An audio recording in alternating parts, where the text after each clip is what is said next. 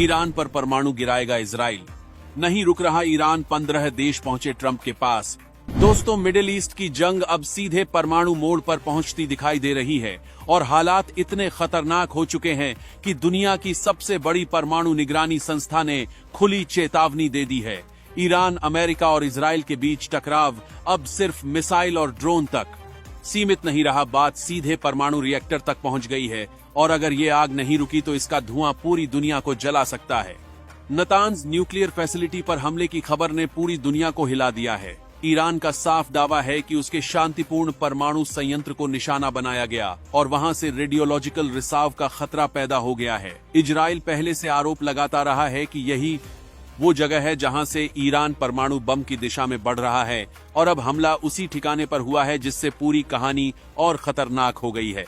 अंतर्राष्ट्रीय परमाणु ऊर्जा एजेंसी के प्रमुख राफेल ग्रॉसी ने साफ शब्दों में कहा है कि मिडिल ईस्ट की स्थिति बेहद चिंताजनक है और गंभीर परिणामों वाले संभावित विकिरण रिसाव से इनकार नहीं किया जा सकता।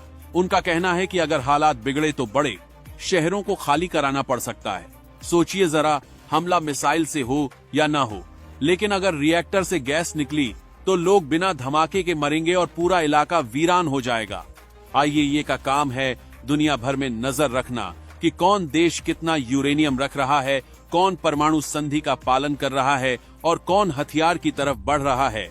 लेकिन आज वही एजेंसी हाथ जोड़कर संयम की अपील कर रही है, क्योंकि अगर किसी सक्रिय परमाणु संयंत्र को नुकसान हुआ तो इसका असर सीमाओं में नहीं बंधेगा। यह तबाही हवा और पानी के साथ फैल जाएगी। ईरान के राजदूत रजा नजाफी ने आईएईए की बैठक में कहा कि अमेरिका और इजराइल ने उनके परमाणु संयंत्रों को निशाना बनाया है और यह अंतर्राष्ट्रीय कानून का उल्लंघन है। ईरान इसे सीधी आक्रामकता बता रहा है और साफ कह रहा है कि अगर उनके परमाणु ठिकानों पर हमला हुआ तो उसका जवाब भी उसी स्तर पर दिया जाएगा। यानी गुस्सा अब कई गुना बढ़ चुका है। जरा नक्शे पर देखिए।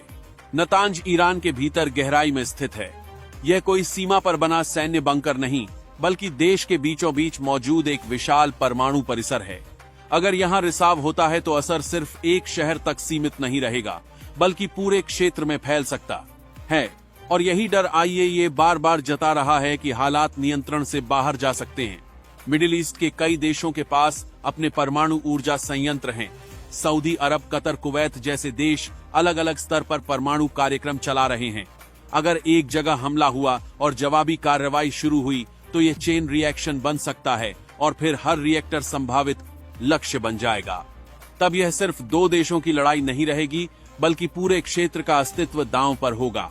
जिस परमाणु कार्यक्रम को रोकने के नाम पर यह टकराव शुरू हुआ था, आज वही परमाणु ठिकाने जंग का केंद्र बन चुके हैं।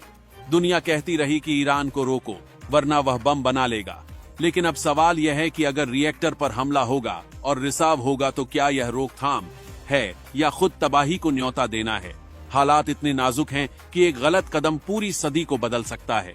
और सबसे बड़ा सवाल, क्या यह युद्ध परमाणु युद्ध की दहलीज पर खड़ा है? आईएईए की चेतावनी साफ है, संयम बरतो वरना बड़े शहर खाली कराने पड़ सकते हैं। अगर यह आग नहीं बुझी तो लोग मिसाइल से नहीं बल्कि अदृश्य जहर से मरेंगे और इतिहास गवाह रहेगा कि दुनिया ने चेतावनी सुनी थी लेकिन समय रहते कदम नहीं उठाया। अब फैसला नेताओं के हाथ में है कि वे आग रोकेंगे या पूरी मानवता को झोंक देंगे। दोस्तों, आपके हिसाब इजराइल को इतना बड़ा कदम उठाना चाहिए या नहीं? कमेंट में जरूर बताइएगा। जय हिंद।